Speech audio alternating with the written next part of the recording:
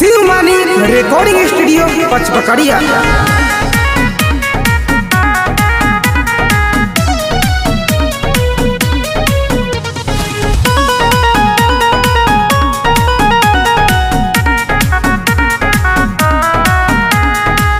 काहे इतना रोवतारू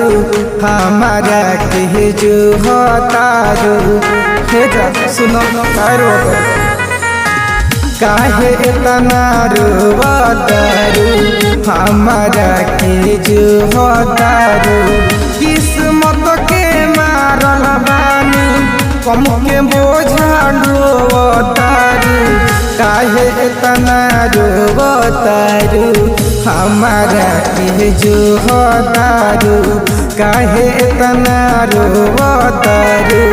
हमारा के जो होतारू।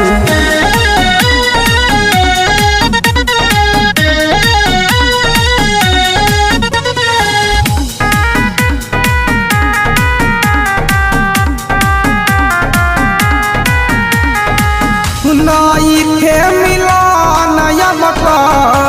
लिखल नसीब में जनी घबरा तू इतना पढ़ू हमारा दिल में बोला नइखे मिलन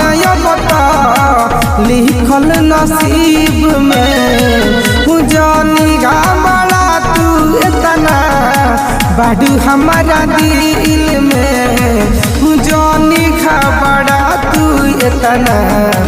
बाडू हमारा दिल में लोहरना बहाव इतना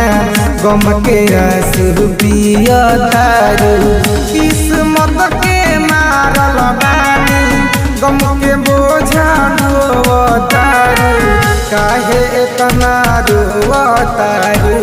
हमारा के जो होतारू काहे इतना रोवतारू हमारा के जो होतारू।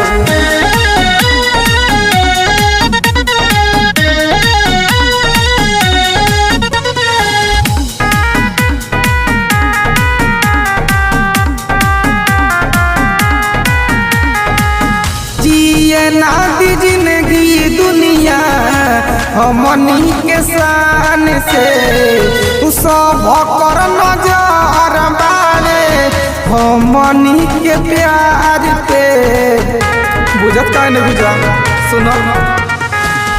जिए ना दी जिंदगी दुनिया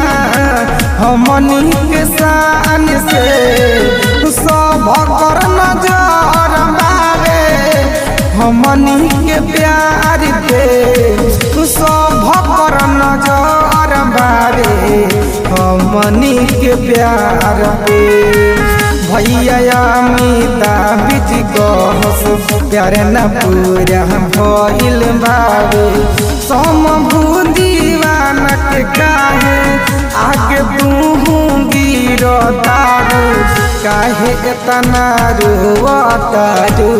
हमारा के जो होतारू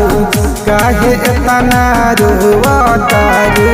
हमारा के जो होतारू।